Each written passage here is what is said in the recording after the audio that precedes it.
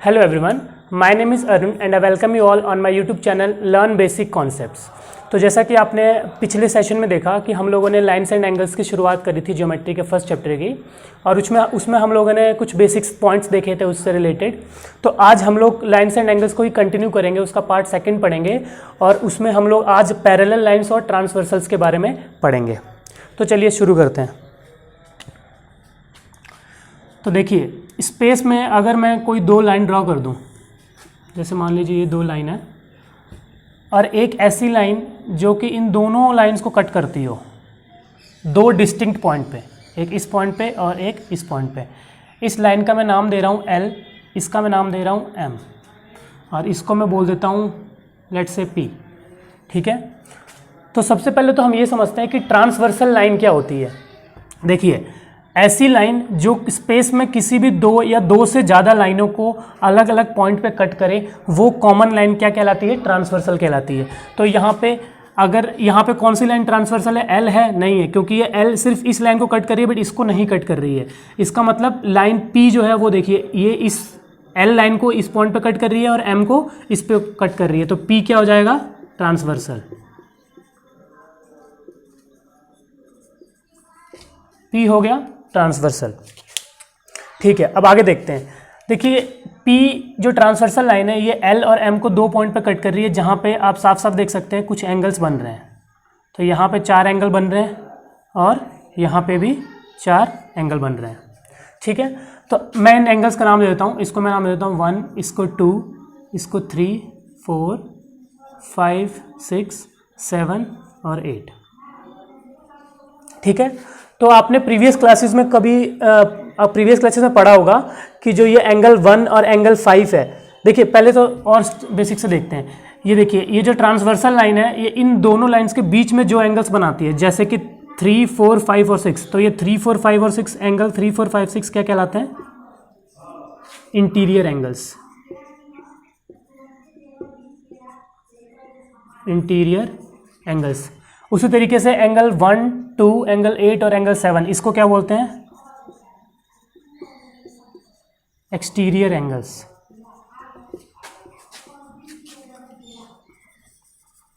ठीक है, तो 1, 2, 8, 7 एक्सटीरियर हो गए और 3, 4, 5, 6 इंटीरियर एंगल्स हो गए। अब आगे देखते हैं। आपने और भी एक चीज़ पढ़ी होगी कि जब भी देखिए, आपने छोटी क्लासेस में पढ़ा होगा कि ये जो एंगल 1 और एंगल 5 है, एंगल 1 एंड एंगल 5, ये कौन सा पेयर बनाते हैं? Corresponding angle pair.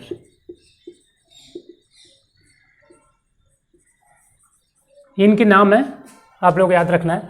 एंगल 1 और एंगल 5 कॉरेस्पॉन्डिंग एंगल्स पेयर है। ठीक है, सिमिलरली आप बता सकते हैं और कौन कौन से कॉरेस्पॉन्डिंग एंगल के पेयर हैं?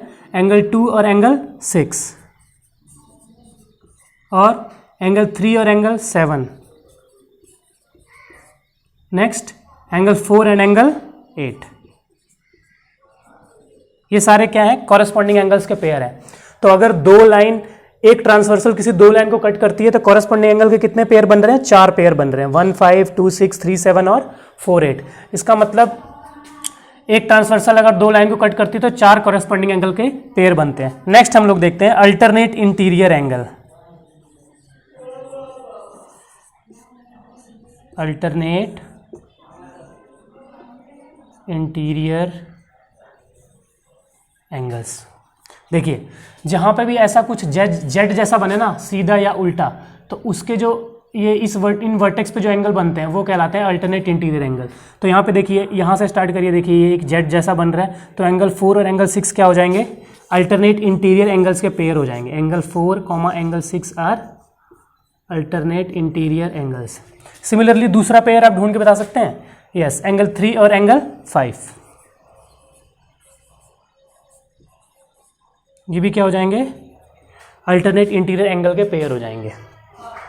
नेक्स्ट हम लोग देखते हैं। देखिए, ये जो एंगल्स थे, ये 3, 4, 5, 6, ये क्या कहलाते हैं? इंटीरियर एंगल्स कहलाते हैं। उसी में अगर मैं इस ट्रांसवर्सल के किसी भी एक साइड में देखूं, या तो इधर राइट साइड और लेफ्ट साइड, तो जो राइट साइड में एंगल 3 और एंगल 6 हैं, ये दोनों इंटीरियर तो थे ही, बट ट्रांसवर्सल के एक साइड में जब उनको बात करते हैं तो इनको हम को इंटीरियर एंगल्स बोलते हैं। को इंटीरियर एंगल्स। सिमिलरली ये एंगल 4 और एंगल 5 भी क्या हो जाएंगे, को इंटीरियर एंगल्स हो जाएंगे। ठीक है, तो हमने देखा कि कोई भी लाइन जो किसी दो या दो से ज़्यादा लाइन को डिस्टिंक्ट पॉइंट्स पे कट करती है वो क्या कहलाती है, ट्रांसवर्सल लाइन कहलाती है। और जब ट्रांसवर्सल लाइन दो लाइन्स को कट करती है तो कुछ एंगल्स बनाती है, और जब वो एंगल्स आपस में कुछ पेयर्स बनाते हैं, जैसे कि कॉरेस्पॉन्डिंग एंगल्स का पेयर, अल्टरनेट इंटीरियर एंगल्स का पेयर और को इंटीरियर एंगल्स का पेयर। तो हम लोग अब देखते हैं कि क्या ये कॉरेस्पॉन्डिंग एंगल्स और अल्टरनेट इंटीरियर एंगल्स जो है, जो ये पेयर बन रहे हैं, इनमें आपस में कुछ रिलेशन है या सिर्फ ये ऐसे ही पेयर बनाते हैं। चलिए देखते हैं। देखिए यहाँ पे जो L और M है, ये स्पेस में कोई भी दो लाइन हो सकती है। मैंने नहीं कहा कि ये पैरेलल लाइन है, ये वैसे एक तरीके से आप देखें तो ये इंटरसेक्टिंग लाइन है। जैसा कि मैंने पिछले सेशन में आपको बताया था कि किसी भी लाइन को अगर हम एक्सटेंड करें तो स्पेस में सिर्फ दो तरीके की लाइन बना सकती है। पेयर ऑफ लाइंस की बात कर रहा हूँ। स्पेस में पेयर ऑफ लाइंस अगर हम ड्रॉ करें तो दो ही तरीके की बन सकती हैं, या इधर इंटरसेक्टिंग और पैरेलल लाइंस। तो यहाँ पे ये लाइन कैसी है, इंटरसेक्टिंग लाइंस है। अब हम देखते हैं कि अगर हम पैरेलल लाइन ड्रॉ करें तो क्या होगा।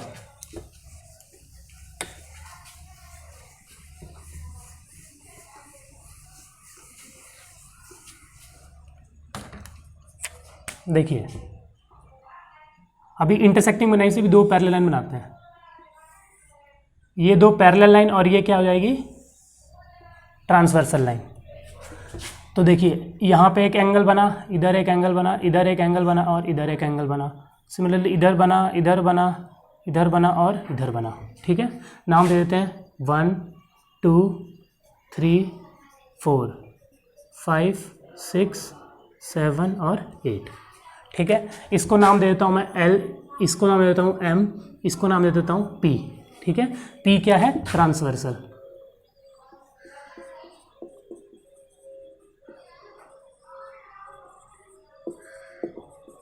P क्या है, ट्रांसवर्सल लाइन है। ठीक है, अब देखिए यहाँ पे जो कंडीशन गिवन है वो क्या है कि L जो है वो M के पैरेलल है।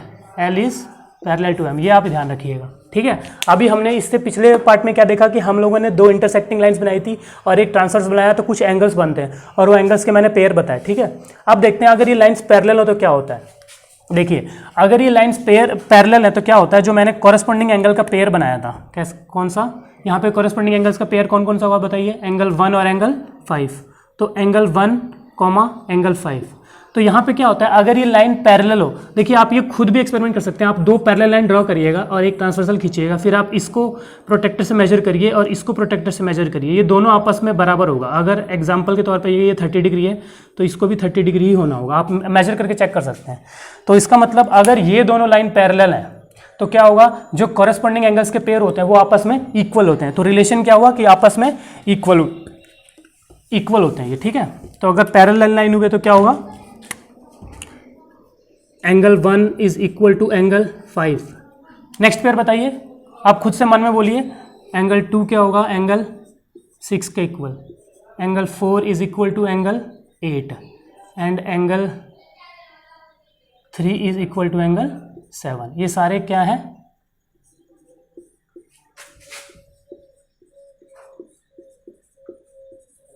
कॉरेस्पॉन्डिंग एंगल्स के पेयर हैं, है ना। ठीक है, कॉरेस्पॉन्डिंग एंगल्स के पेयर। तो रिलेशन क्या डेवलप हुआ कि ये एंगल्स आपस में इक्वल होते हैं अगर लाइंस पैरेलल हुई तो। चलिए नेक्स्ट हमने क्या देखा था, अल्टरनेट इंटीरियर एंगल्स। तो अभी आप देख सकते हैं, देखिए अल्टरनेट इंटीरियर एंगल्स की बात करता हूं मैं।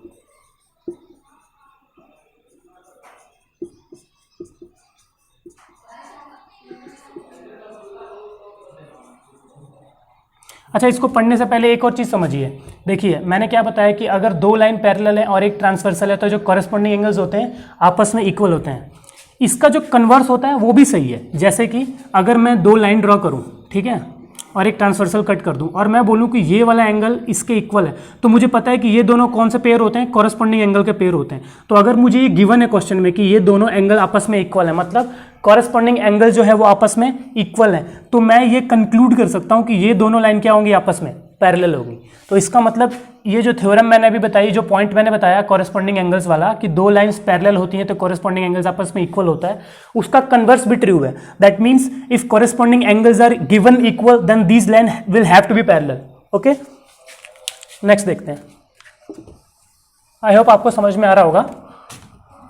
देखते हैं नेक्स्ट पॉइंट। देखिए अल्टरनेट इंटीरियर एंगल्स है, तो अल्टरनेट इंटीरियर एंगल्स का पेयर मैंने अभी पीछे लिखवाया है। जब z बनता है इसका मतलब एंगल 4 और एंगल 6, तो एंगल 4 और एंगल 6 ये भी आपस में इक्वल होंगे। इसका मतलब अल्टरनेट इंटीरियर एंगल्स के जो पेयर होते हैं वो भी आपस में क्या होते हैं, इक्वल होते हैं, अगर लाइंस पैरेलल हुई।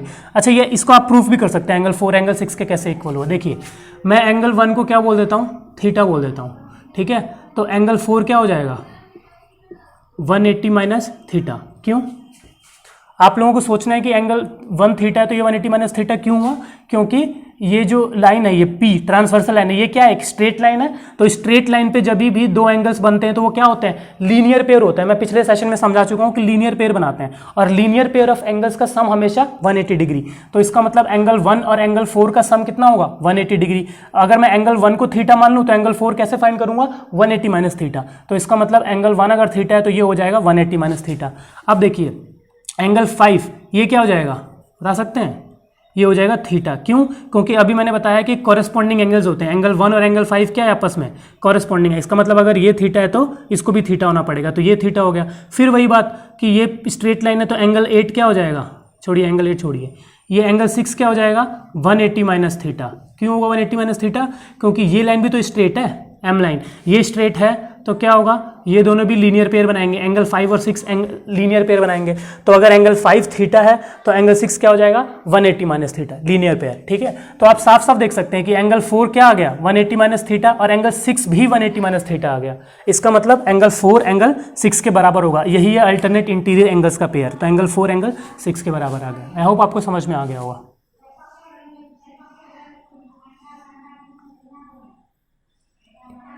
ठीक है।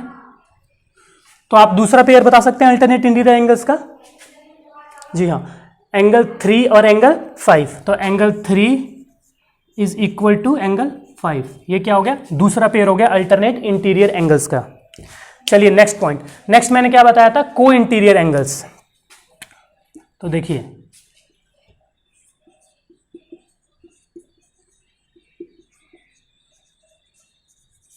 और ये थोड़ा इंपॉर्टेंट है, क्वेश्चंस में ये काफ़ी यूज़ होता है।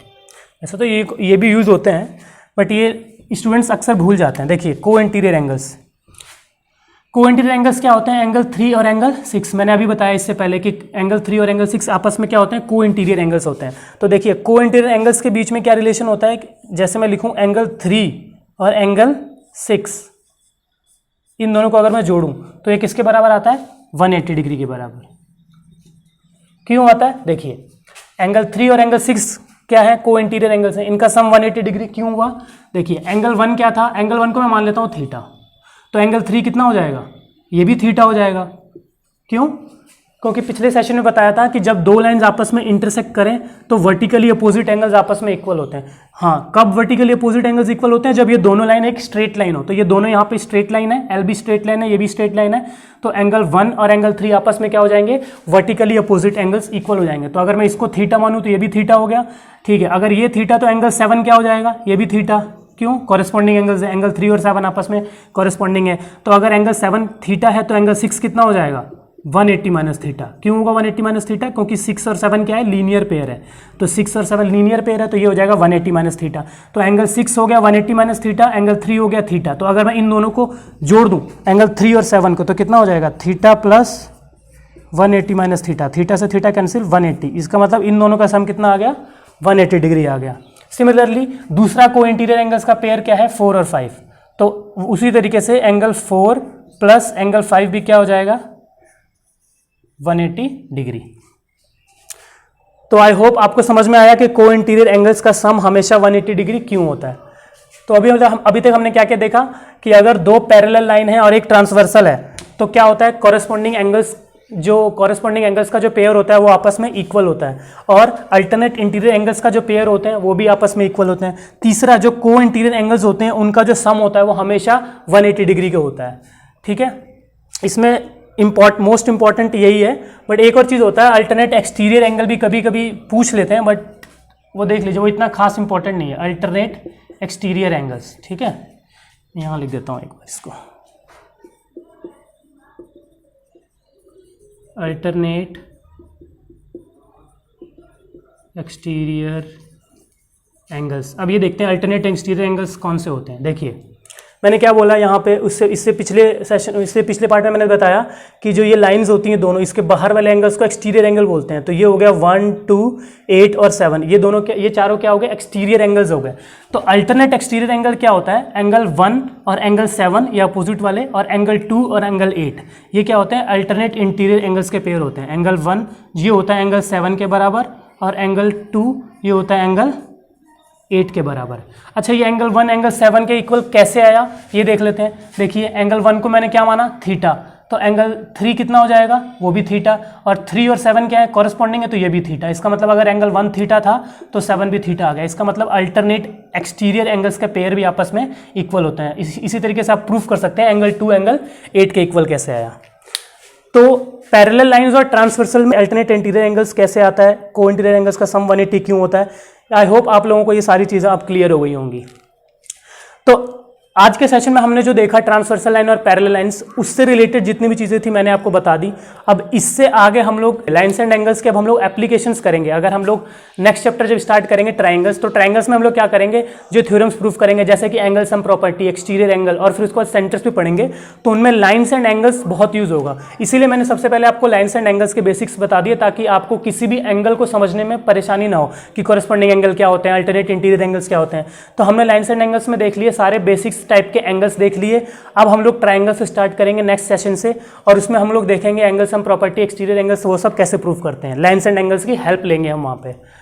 तो ठीक है, आज के सेशन में इतना ही है। बाकी हम लोग इनके जो क्वेश्चंस है, लाइंस एंड एंगल्स के क्वेश्चन है और ट्रायंगल्स अभी हम अभी आगे चैप्टर करेंगे, तो उन सब के क्वेश्चंस में मैं एक साथ कराऊंगा। तो इसलिए आप लोग ये मत सोचिए कि बस मैं थ्योरी कराते जा रहा हूँ और क्वेश्चंस नहीं समझा रहा हूँ। क्वेश्चंस भी समझाऊंगा, बट वो तब समझाऊंगा जब मैं आपका एक बार थ्योरी थोड़ा सा सेपरेट करवा। हम लोग क्या करेंगे, हम लोग एक सिस्टमेटिक वे में चलेंगे। मैं आपकी पहले एक एक करके थ्योरी कंप्लीट करवाऊंगा, उसके बाद हम लोग क्या करेंगे, क्वेश्चंस लगाएंगे।